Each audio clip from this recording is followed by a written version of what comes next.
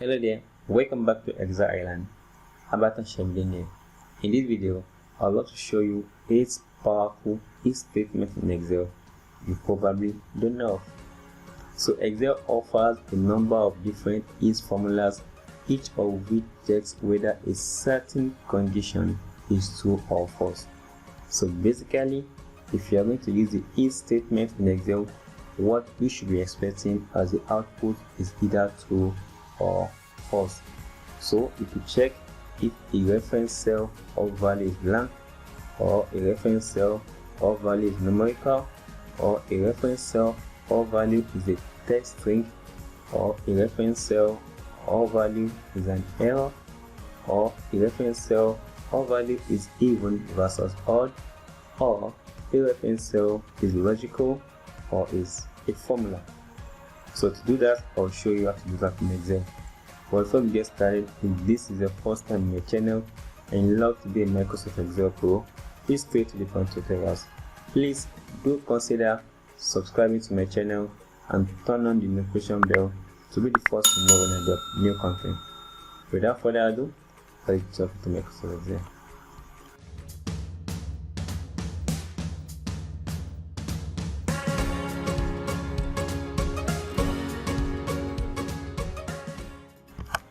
Hello, so welcome back from the short break.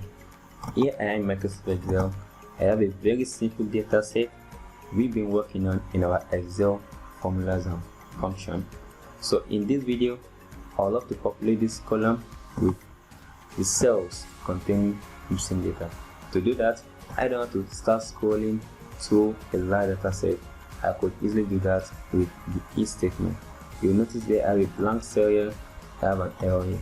So to check this out, I'll type equals to is blank. I'll just reference the cell to check whether it is blank, and I'll close that off with a parenthesis and I hit enter. Boom. See, you can see it's a false set because I'm having a value here. But if you check here, it's blank, that is bringing 2. One funny thing here is false, and I'm having an error here. So to check that out, what I should be using is error formula. You agree with me? So let's come back here and change this to an is error. I'll just select an is error there. Just hit enter. Now let's see what happens. Boom. You notice it's showing 2 here. But come back here to the blank cell, it's showing false again because there is no error here. So to get rid of those, all I have to do is combine the two formula, is error and is blank. So I'll just leave the is error. I'll come back to the formula. I'll just start with an or with a comma with is blank. I'll reference same cell.